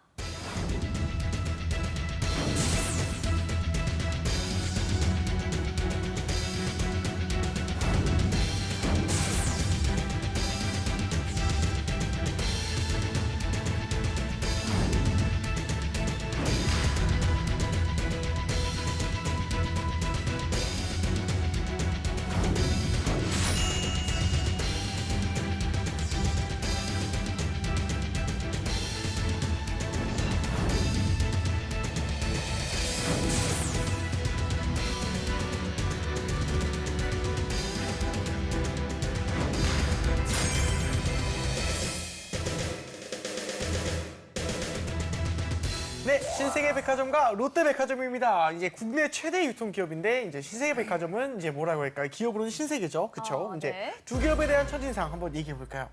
일단 두 군데 모두 설레는 그렇죠. 곳이죠. 그럼요. 최고의 설레이는. 근데 저희 동네에는 신세계백화점이 네네. 저녁 10시까지 영업을 하거든요. 그래. 그래서 이제 직장인들 같은 경우에는 그쵸. 일 끝나고 빨리 가면은 그쵸, 또 그쵸. 쇼핑을 할 수 있는 장점이 있어서 맞습니다. 저는 개인적으로 신세계를 좀 선호하는 편인 것 쇼핑 같아요. 기가 막히게 좋아하잖아요. 네네. 기가 막힐 정도는 아니고요. 그렇군요. 네. 우리 서영 학생은 네, 저도 백화점 가는 거 네네. 굉장히 좋아하는데 언제 가도 신나고 되게 그럼요. 시원하잖아요. 네. 특히 여름에도 자주 가는데 맞아요. 이제 저는 롯데백화점을 더 자주 가는 게 거기 영플라자가 있어서 이제 영플라자. 아무래도 제 또래 친구들이 더 맞아요. 살 수 있는 브랜드가 많아서 더 선호하는 편인 것 같아요. 그렇죠. 네. 그리고 저는 개인적으로 제 네. 인생의 첫 아르바이트가 백화점 알바였어요. 그래가지고 저는 백화점에 대한 엄청나게 그 좋지만 슬픈 기억들도 많고. 왜요?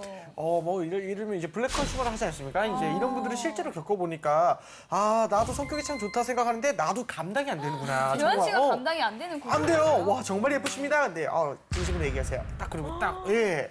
진심입니다. 진심으로 얘기하세요. 죄송합니다. 그냥 이랬던 기억이 있었던. 네. 저는 백화점 하면은 네. 모든 데이트 약속을 반포 신세계 1층으로 잡던 한 여성분이 생각이 나네요. 왜요? 안대 데스크에 계셨나요? 사실 그래요. 저희 같은 직업이 네네. 그런 직업이잖아요. 얼마 버는지 대충 예상 견적이 안 나오잖아요. 아, 그렇죠. 그분은 제가 되게 잘 버는 줄 알고 저를 만났나 봐요. 그래요? 네. 아니에요. 이게 형만의 그 매력이 있으니까 만났죠. 아니, 근데 자꾸 이제 네네. 1층에서 만나자고 해서 네. 이것저것 만지작 거리다가 네. 제가 가만히 있으면 슬픈 표정으로 내려놓는 거예요. 아. 근데 그 슬픈 표정을 보면서 내 마음은 더 슬픈 거지. 나라고 안 사주고 싶겠냐고요. 얼마나 오래 사귀셨어요? 대략 그래도. 한 100일 좀 안 만났죠. 이 잘 형의 지내고 매력이. 있니? 몇 달 전에 술 먹고 네네. 네 페이스북을 봤어. 잘 지내고 있는 것 같더구나. 백화점에서 있어요. 나도 잘 지내. 알겠습니다. 이제 네. 홍쌤 그 유통업계 그중에서 백화점 업계의 현황 좀 부탁드립니다. 지금 사실 백화점 상황이 그다지 좋지는 않아요. 네네네네. 그래서 현재 지금 실적 유통업체들 채널별로 우리가 지난 방송에도 많이 살펴봤잖아요. 편의점 같은 경우에는 이 소매 판매 규모가 16조 5천억 정도 됩니다. 이게 14년도로 비교했을 때 약 한 30%가 증가한 수치예요.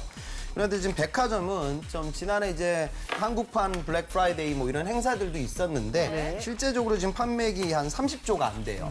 29조 좀 넘는 수준인데 이게 14년 대비 한 0.4% 줄어들었어요, 오히려. 그러니까 이제 과거에는 백화점이 이 물건 살 수 있는 채널들이 제한적일 때는 굉장히 그 매출 비중이나 그러니까 소매 매출을 이끌어 나가는 매개체였는데 이제는 뭐 소셜 커머스, 편의점, 다른 유통 채널들 때문에 약간은 예전만큼 입지는 지금 구가하고 있지 못하다. 그렇게 이해하시면 되겠습니다. 알겠습니다. 자, 그럼 두 기업에 대한 학생들의 취향 알아보도록 하겠습니다. 서영 학생 취지는 어땠나요? 네, 이번 현장은 아무래도 둘 다 이제 대기업이다 보니까 저는 결과가 예상이 안 됐었거든요. 근데 학생들이 이제 본인이 선호하는 그 백화점이 딱 있더라고요. 그리고 그 이유들도 나름 흥미로워서 재밌었던 현장이었습니다. 알겠습니다. 그럼 학생들의 이야기는 우리 영상 보고 한번 나눠볼게요. 안녕하세요. 오늘도 돌아온 기업 선호도 조사 시간입니다. 네. 오늘 비교해볼 두 그룹은 롯데백화점과 신세계백화점입니다. 두 백화점 중 학생들이 어딜 더 선호하고 어딜 더 취업하고 싶은지 한번 알아보러 가실까요? 어딘가요? 오늘 학교예요? 신세계백화점 중 어딜 더 선호하세요? 전 롯데백화점이요. 그 이유는요? 거기서 누가 선물 준 적이 있어요. 저는 신세계백화점을 더 선호하는데 왜냐면 롯데백화점에 없는 화장품 매장들이 신세계 매장에 더 많이 입점돼요. 근데 또 이제 백화점마다 다르지 않나요? 그래도 롯데백화점 하면 뭔가 일본 기업 같고 해서 그래도 이미지상은 신세계백화점이 더 좋은 것 같아요. 롯데백화점 너무 안 좋은 것 같아요, 요새. 그 이유는요? 부산 사람인데 신세계백화점 옆에 있어가지고 그렇죠. 센텀시티점이 엄청나게 크죠. 친숙한. 전 롯데를 더 선호하는데 왜죠? 그냥 롯데는 막 롯데 영플라자도 있고 아, 되게 서영 학생이랑 그냥 같은 제 이유네요. 취향이 젊은 라인에 그런 것들이 있으니까. 그렇죠. 네, 학생들의 의견 들어봤습니다. 결과가 궁금해요. 네, 이번 조사 역시 고려대학교 학생들 30명을 대상으로 이루어졌고요. 결과 바로 보여드리도록 하겠습니다. 짜잔. 짜잔. 오, 신세계백화점이 롯데백화점 그쵸. 12표 대 신세계백화점 18표로 신세계백화점의 승리였습니다. 개인적으로는 저는 인천 사람이라 인천에는 신세계백화점이 굉장히 커요. 그래가지고 저는 신세계백화점을 좀 더 손을 들긴 했는데 개인적인 의견과 좀 일치하는 것 같긴 하네요. 근데 왜 그렇게 나온 것 같습니까? 네, 아무래도 기업 이미지가 이제 롯데보다는 신세계가 더 학생들한테 좋은 것 같더라고요. 그리고 이제 앞서 말했듯이 그 롯데백화점은 좀 일본 기업 같다는 이미지가 있다는 학생들도 좀 있었고요. 그리고 이제 소비자 입장에서 봤을 때 뭐 이게 사실인지 모르겠죠. 뭔가 신세계백화점이 더 규모도 크고 뭔가 매장도 많다는 의견도 있었는데 그리고 최근에 이제 신세계가 그 마케팅을 굉장히 잘하는 것 같아요. 그 쓱쓱 그 있잖아요. SSG 그것 네. 때문에 이제 오프라인뿐만 아니라 온라인에서도 굉장히 이용하기 편하고 또 이마트랑도 연계돼서 많은 이런 마케팅을 그렇죠. 하다 보니까 아무래도 이제 전망도 더 좋아 보이고 취준생 입장에서도 더 취업을 하고 싶지 않나 싶습니다. 네, 알겠습니다. 이렇게 해서 학생들의 의견 들어봤고요. 이번에는 두 기업에 대한 좀 더 깊숙한 정보 확인해 보도록 하겠습니다. 취향 저격수 백수영. 네, 백화점 1층에서 네가 원하는 걸 다 사주지는 못하지만 내가 가진 건 다 해줄 수 있는 남자, 네, 강백수입니다. 사실 그냥 하나 더 사주는 게 나을 수도. 줄 수 있는 게 이 노래밖에 없어가지고. 그러게요. 백수의 노트! 네, 먼저 신세계입니다. 예. 신세계 하면은 일단 범삼성이라는 그런 이미지 때문인지 그런 느낌이에요, 뭔가 맞아요. 최초이거나 최고이거나 해야 될 것 같거든요. 예. 네, 신세계가 최초를 하나 보유하고 있습니다. 어떤 거죠? 국내 최초의 신용카드를 신세계가 만들었어요. 신용카드군요. 네. 저는 이 은행에서 만들었을 줄 알았는데 백화점이군요. 그렇죠. 네. 고객들한테 신용카드를 발급해서 그걸로 결제를 하게 하는 백화점 카드라고 불리는 그런 카드를 처음에 만들었대요. 오, 신기합니다. 그리고 이 카드가 나중에 이제 우리나라 최초의 신용카드로 이제 공인이 됐다 하더라고요. 알겠습니다. 네. 그 홍쌤 신세계 백화점에 대해서 자세히 한번 알아볼까요? 아까 뭐 카드 얘기가 나왔는데 네. 금융권에서 지금은 수익률을 만들기 위한 금융 서비스인데 네, 그쵸. 시발점은 과거에는 이제 현찰이 꼭 있어야 되잖아요. 근데 그 당시 이제 백화점은 이제 고급 상권이니까 맞아요. 그런 데서 오는 사람들은 VIP들인데 네. 현찰이 없어도 언제든지 집을 여력이 있단 말이에요. 그쵸. 외상으로 백화점에서 살 수 없으니까 그런 포인트 적립식으로 내가 언제든지 좀 긁을 수 있는 그러니까 그야말로 신용도를 보는 거죠. 그래서 예전에는 그런 카드 갖고 다니면 굉장히 현찰만 있던 사람들이 멋있게 보고 그러니까 지위를 좀 보여주는 게 사실 신용카드였어요. 과거에는요. 근데 요즘 뭐 그런 풍토는 없죠. 그러니까 그만큼 뭐 우리나라 백화점이 효시입니다. 신세계는요. 그래서 소공동에 세워진 네. 과거에 이제 미스코시 경성지점 네. 이게 지금 현재 신세계 백화점 본점이에요. 그 참 조그만한 여기서 이제 광복과 한국 전쟁까지 쭉 오다가 55년도에 동아백화점으로 명칭이 바뀝니다. 동아백화점. 그리고 나서 63년도에 이제 삼성그룹에서 인수를 하게 돼요. 그래서 신세계 백화점이 이제 나타나게 되고 84년도에 국내 최초 백화점상 최초로 2호점을 이제 영등포점이 열게 됩니다. 그리고 이듬해 이제 상장을 거쳐서 지금의 좀 국내를 대표하는 이제 업계 2등이죠. 사실 롯데백화점이 사실은 독보적입니다. 그래서 2등 위치를 차지하고 있다. 그렇게 보시면 되겠습니다. 알겠습니다. 네, 신세계 백화점에 대해서 조금 더 알아볼까요? 롯데백화점이 1등이지만 우리가 이제 1등을 하는 것도 중요한데 그 사람에 대한 평판도 굉장히 중요하잖아요. 근데 신세계백화점은 공인받은 평판 1위입니다. 한국기업평판연구소라는 곳이 있어요. 우와. 거기서 이제 국내 백화점 브랜드의 평판을 조사를 그 했는데요. 연구소는 평판이 어때요? 그 연구소는 제가 잘 모르겠습니다. 네, 그렇죠. 예. 일단 제 평판을 제가 잘 모르거든요. 네, 제가 주변에 욕을 좀 먹고 다녀가지고. 알겠습니다. 네. 그래서 국내 백화점 평판을 이제 지난달에 조사를 했는데 네네네. 거기서 당당하게 1위를 차지를 했습니다. 멋있습니다. 이 브랜드 평판이 좋다는 건 기업에 어떤 영향을 줄까요? 아까 서영 학생이 조사했을 때 신세계가 더 높게 나왔잖아요. 근데 사실 매출을 따지고 보면 롯데백화점 올해 1분기 매출이 한 2조 정도 되고요. 그다음에 신세계가 한 3,800억 수준? 그다음에 현대백화점이 한 3,400억 수준이에요. 비교가 안 돼요. 그런데도 그렇게 선호도가 높다. 그건 신세계백화점 자체가 갖고 있는 좀 뭔가 롯데백화점 좀 서민적이거든요. 그런 이미지를 갖고 있는데 신세계백화점은 입점돼 있는 상권이라든가 그 상권의 지가 이런 걸 고려하게 되면 좀 고급진 이미지를 갖고 있는 것도 사실이에요. 그러다 보니까 좀 브랜드 파워가 높다. 이것도 이해할 수가 있고요. 그 한국기업평판연구소 데이터를 보면 여기 조사 결과도 사실 롯데가 더 높았어요. 그런데 지금 3월 말 그리고 6월 말에 신세계하고 역전이 되게 되는데 그 이유는 이제 3월 말 같은 경우에는 이제 롯데가 이제 이슈가 처음으로 나왔던 그 당시 상황이고요. 최근에는 이제 검찰 조사가 본격화되고 있죠. 그래서 일본 기업에 대한 이미지 또 재벌의 좀 부정적 부분들이 이번에 좀 크게 야기했기 때문에 아마 또 그런들 좀 경영 외적인 그런 외부 환경들 때문에 이런 좀 안 좋은 결과가 나오지 않았나 그런 생각이 듭니다. 사실 유통업계의 절대 강자라고 해도 될 만큼 이 신세계의 성장은 굉장한데요. 백화점도 계속 성장을 할까요? 지금 사실 아까 제가 말씀드렸잖아요. 현대하고 이 갭이 점점 좁아지고 있어요. 그래서 일각에선 이러다 보면 2위 자리 뺏기는 거 아니냐 이런 생각이 들 만큼 사실 현재 신세계 상황이 좋지는 않습니다. 백화점만 봤을 때요. 그래서 지금 현대 같은 경우에는 지금 오픈된 김포 프리미엄 아울렛, 그다음에 뭐 판교점 뭐 이런 부분들이 굉장히 좀 매출이 커져서 그래요. 그래서 신세계도 지금 반격을 지금 생각하고 있는 건 강남이 이제 15년 만에 그 리뉴얼 공사가 있었어요. 그래서 여기 지금 올해 첫 해 매출 목표를 한 1조 7천억 정도를 잡고 있거든요. 지난해 한 1조 3천억 정도였어요. 단일 매장 1등은 뭐 소공동 롯데가 압도적입니다. 여기가 한 1조 한 8천억 정도 하거든요. 그래서 이런 부분들을 좀 강화시켜서 좀 다시 약진하기 위한 노력. 그리고 뭐 아까 쓴 이야기가 나왔지만 여러 유통 채널들 이 부분은 뭐 롯데도 마찬가지지만 그런 부분들을 고려해서 백화점 본연의 매출을 높이기 위한 노력, 수익률을 높이기 위한 노력이 진행 중이에요. 그래서 우리가 좀 더 이 3, 4의 경쟁은 조금 더 지켜봐야 할 것 같습니다. 네, 알겠습니다. 자, 그럼 롯데백화점에 대해서도 한번 알아볼까요?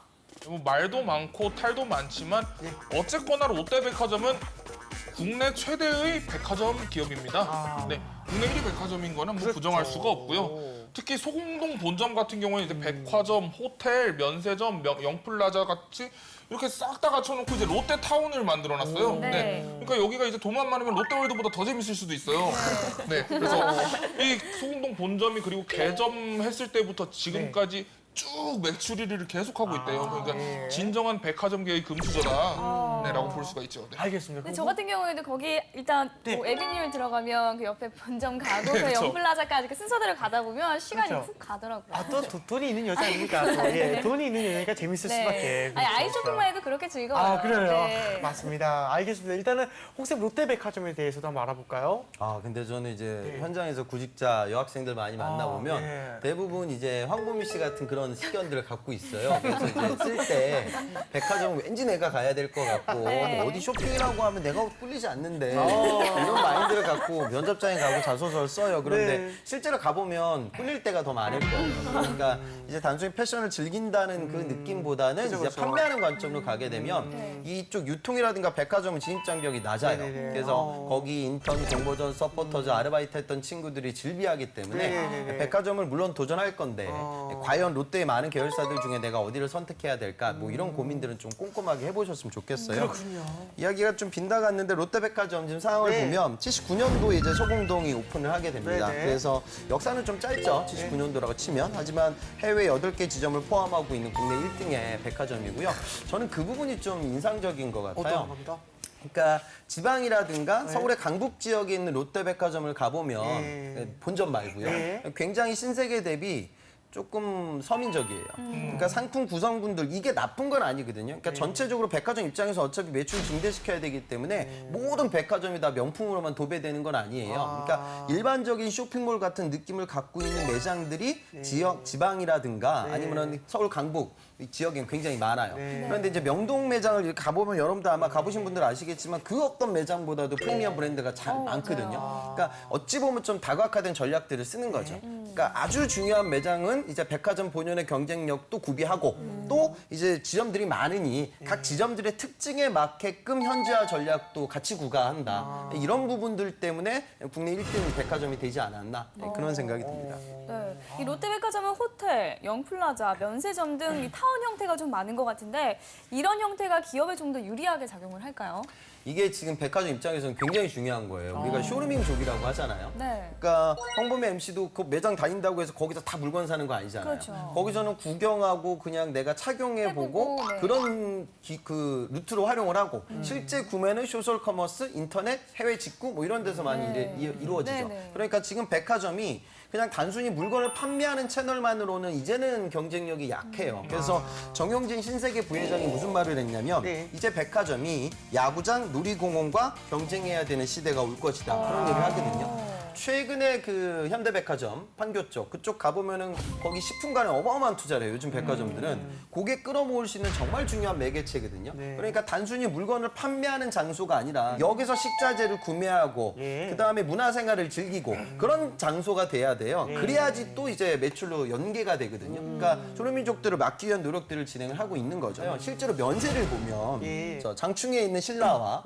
그다음에 이제 롯데백화점에 있는 면세를 보면 사실 상권은 좀 비슷하잖아요. 큰 차이가 나진 않거든요. 그리고 이제 호텔하고 같이 연결되어져 있어요. 그러니까 숙박, 백화점 그리고 여행 지역에 대한 상권의 메리트 이게 중요한데 매출 차이가 거의 1조 정도나 나요. 그러니까 이 부분은 그러니까 명동 상권의 힘이 그만큼이나 더 큰 거죠. 그러니까 그런 부분들을 운영하고 있는 거고 잠실 같은 경우에는 공항에서도 굉장히 멀어요. 그다음에 지금 중하고 유커들이 많이 좋아하는 뭐 압구정동, 명동과도 거리감이 꽤 있는 서울에 있는 상권이에요. 그런데 거기를 또 방문할 수 있는 건 롯데월드가 갖고 있는 힘 때문이거든요. 그러니까 이제는 유통이라는 곳이 단순히 물건을 판매하는 것뿐만이 아니라 여러 부가가치를 고객들에게 제공할 수 있는 오프라인 창로가 되고 있다. 결국 그 부분에 대한 경쟁력을 누가 더 많이 확보하냐에 따라서 이제 순위가 나뉠 것이다.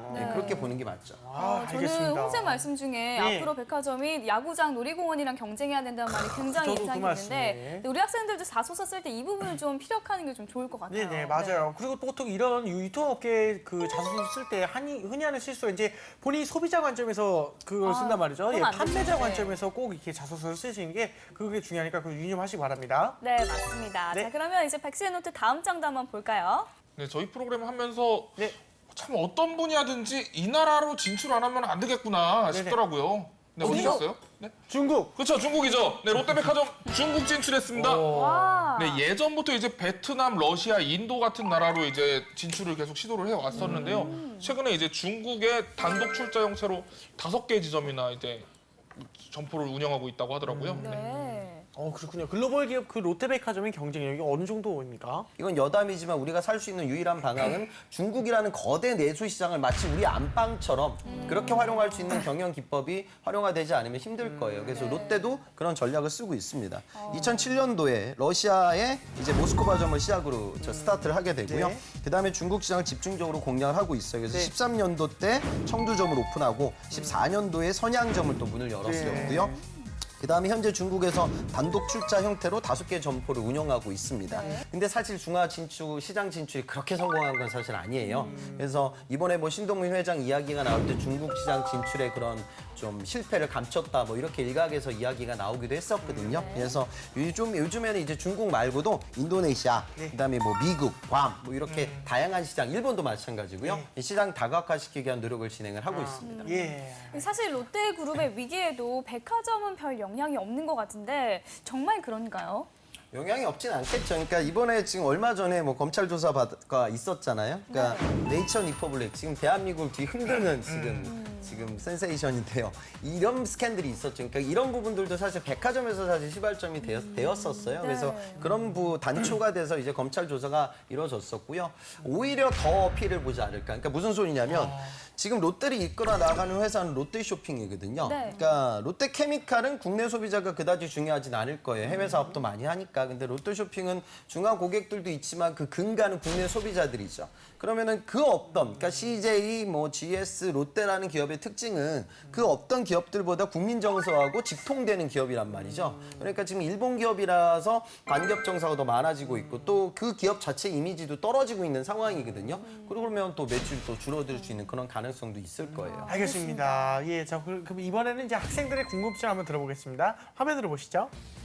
백화점 기업은 취업할 때 경력이 중요한가요? 스펙이 중요한가요? 중국 시장 쪽은 되게 많이 진출도 돼 있고 되게 공략을 잘 하시고 계신 것 같은데 혹시 다른 국가에는 어떤 전략 같은 게 있는지 그런 게 좀 궁금해요. 따로 노리고 있는 뭐 해외 공략하고 싶은 국가들이 있는지 궁금합니다. 현지화 전략이 필요하지 않을까요? 그렇죠, 약간. 동대문 옷을 떼와가지고 그 상표만 붙여가지고 백화점에서 파는 경우도 있던데. 진짜요? 진짜인가요? 이게 제가 디자인 그래요? 하고 있는데 혹시 디자인 관련해서 맡을 업무 같은 것이 있는지 궁금합니다. 만약에 신세계를 입사하면은 무슨 일이 있고 또 외국에서 일할 수 있는지 해외 근무의 기회가 있는지 백화점도 지점마다 따로 그 마케팅을 펼치는 게 있는지 궁금해요. 학생들의 궁금증 들어봤는데요. 소영 학생 어떤 질문들이 많았나요? 네, 이제 아무래도 유통업계이기 때문에 중국 말고도 다른 시장을 공략할 텐데 어디를 이렇게 공략하고 있는지 또 실제로 입사 후에 해외 근무의 기회가 있는지 궁금합니다. 해외 근무를 꿈꾸는 사람들이 백화점이나 유통기업을 쓰는 건 별로 좋은 전략은 되지 못해요. 근데 우리나라가 생각을 해보세요. 해외 지사를 세우는 이유는 이제 영업의 거점인데 아직 우리나라 유통기업들이 글로벌 시장에 그렇게 크게 진출하지 못했습니다. 국내 매출 비중이 더 커요.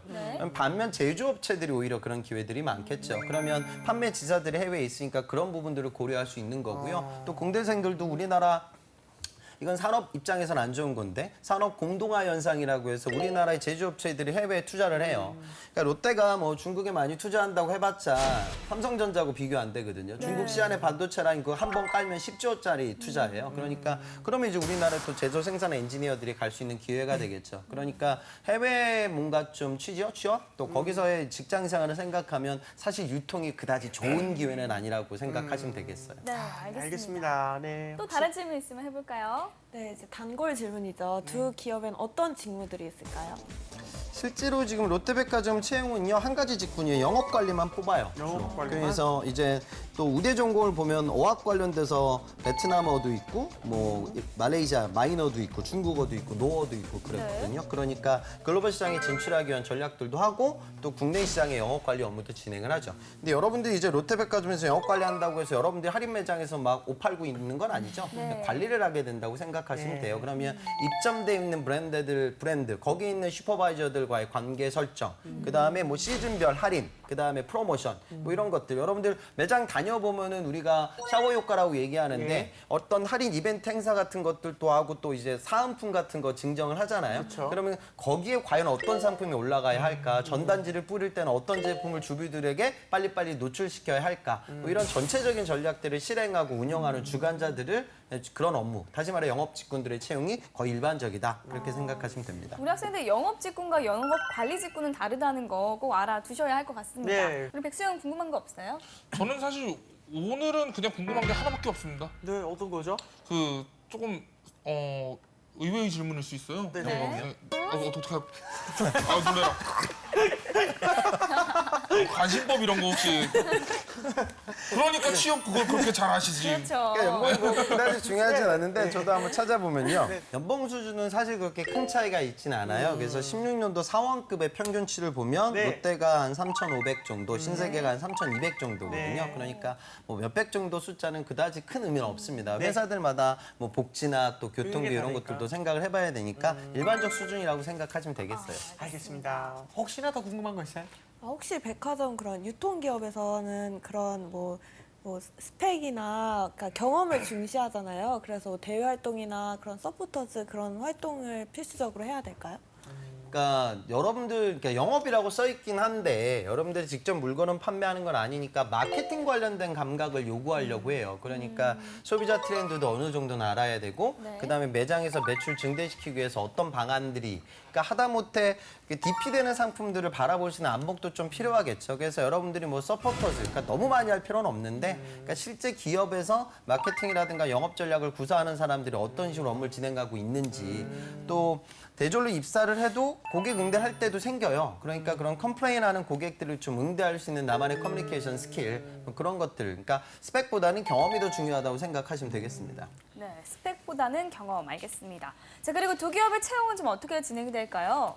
뭐 다른 기업들과 그렇게 큰 차이가 있진 않아요. 네. 근데 롯데 같은 경우에는 서류 전형을 하고 원데이 면접이라고 해가지고 하루에 끝내거든요. 그러니까 어찌 보면 구직자들한테 이게 더 편하네요. 그러니까 그날 인적성도 보고요. 그다음에 역량, 토론, 영어, 인성 면접을 다 봐요. 그래서 저는 이게 제 개인적 사견인데 저는 롯데가 우리 사회에서 하는 것 중에서 제일 잘하는 걸 하나 뽑으라면 이걸 뽑을 텐데 뭐냐면 이것뿐만이 아니라 그 끝난 다음에 떨어지고 나서 성적표를 줍니다. 네가 왜 떨어졌는지를 알려줘요. 그거 정말 그러니까 너는 이런 면접에서 요 면접은 잘했는데 요 면접이 부족했다. 이런 거 하는 기업이 사실 별로 없거든요. 그래서 구직자들한테 좀 피드백을 주는 기업이라고 생각을 하시면 되겠어요. 그리고 신세계 같은 경우도 뭐 그다지 큰 차이는 없습니다. 일반적으로 다른 기업들과 비슷하게 진행이 되고 영업 위주의 채용이 많다. 그렇게 이해하시면 되겠습니다. 알겠습니다. 네, 이제 두 기업에 대한 한간의 소문 카드를 알아봐야겠죠. 이제 백수영. 네, 먼저 롯데백화점 채용에 대해서 먼저 하나 카드라 준비해봤습니다. 롯데백화점은 학벌을 많이 본다. 카드라. 네, 사실인가요? 근데 이제 속설인데요. 그 약간은 결과가 그렇게 나올 수도 있어요. 왜냐하면 롯데는 유통이거든요. 그럼 유통 채널이 백화점도 있고 마트도 있고 뭐 슈퍼마켓도 있고 이래요. 그런데 이제 어차피 롯데는 유통이 큰데 그럼 똑같은 유통산업을 쓰는 거다. 라면은 좀 자신감이 있고 시쳇말로 좀 스펙이 높은 친구들은 백화점을 당연히 우선 생각을 하고 상대적으로 내가 좀 그런 부분들이 약하다. 그다음에 지방 상권이 더 중요한 유통 채널들이라고 하면 지방 학생들을 또 선호하기도 하거든요. 그러다 보니까 아무래도 좀 명문대학 학생들이 백화점에 쏠리는 경향이 없지 않아 있어요. 그러니까 이거는 뭐 취지라기보다는 결과치가 그렇게 나오는 좀 결과물이다. 이렇게 이해하는 게 맞을 것 같습니다. 알겠습니다. 자, 그럼 또 다른 카드라도 한번 알아볼까요? 네, 이번 건 좀 신기하네요. 신세계백화점은 오디션 면접을 본다. 카드라. 사실인가요? 근데 이게 오디션이라고 해가지고 이제 백수 씨가 하는 뭐 그런 오디션을 생각할 건 아니고요. 네, 제가 오디션 정말 많이 해봤거든요. 나가봤어요, 형님? 저 슈퍼스타 K도 나가봤고요. 두 분 다 슈퍼스타 위대한 K. 탄생 나가봤어요. 그러네요. TV에 나온 건 위대한 탄생 이제 나올 수 있었어요? 용감한 형제분한테 독설 듣고 떨어지는 역할로 예. 네 기분이 안 돼 있다고. 그래요?